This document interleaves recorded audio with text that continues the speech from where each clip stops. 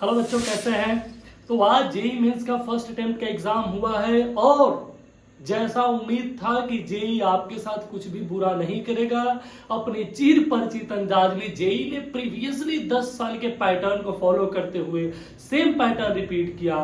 Chemistry थोड़ा सा easy, physics moderate और मैथमेटिक्स भी इतना टफ नहीं था। लेकिन बच्चों ने क्या कहा कि सर, कुछ ने कहा कि टफ है, कुछ ने कहा कि सर मॉडरेट है।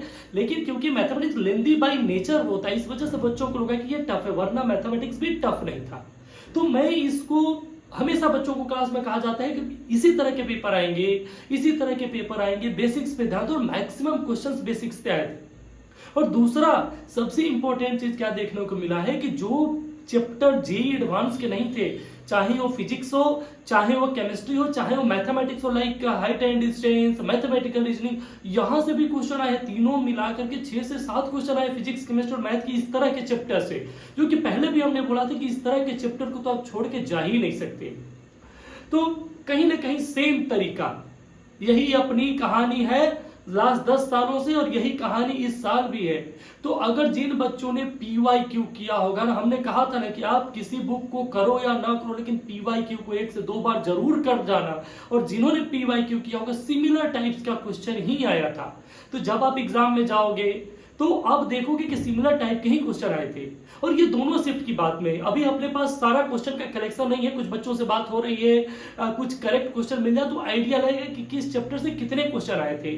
लेकिन एज ऑफ नाउ मैथमेटिक्स की अगर हम बात करें तो वेक्टर 3D और डेफिनेट इंटीग्रेशन एरिया, इसको थोड़ा सा वेटेज शायद दिख रहा था कि मिला हुआ है। मैट्रिक्स के क्वेश्चन बच्चों को याद नहीं थे तो, बट बच्चों को याद नहीं है क्योंकि थोड़े बड़े होते हैं। But by and large picture यही है कि जो उम्मीद था बिल्कुल वैसा ही था। हो सकता है कि कट ऑफ हमारा नियर अबाउट पिछले साल के जैसा ही रहे, नियर अबाउट उसके सेम रहे। तो फिर से वही चीज कि मैं मैथमेटिक्स में कहता हूं कि अगर आप 14 नियर अबाउट 13 to 14 क्वेश्चन कर जाते हो तो इस बार भी वही 98 to 99 परसेंटाइल आपके हो गए। तो जिन बच्चों की एग्जाम अभी भी बाकी है, देख लो पेपर का लेवल क्या है, बिल्कुल कूल एंड काम रहते हुए मेहनत करो, प्रैक्टिस करो, definitely you got the very good result.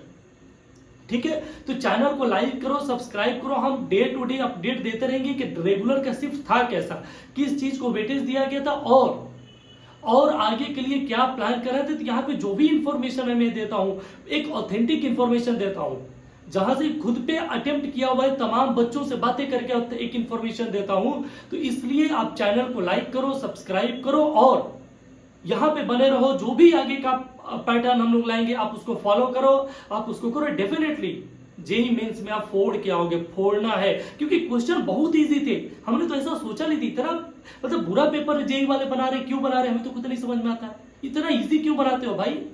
But ठीक है, अभी आप कुछ भी नया प्रैक्टिस नहीं करो, चुपचाप लगे रहो और ज्यादा समय नहीं देखो यूट्यूब पे वीडियो टाइम बर्बाद करने के लिए नहीं। ठीक है, all the best for your upcoming examination. Thank you.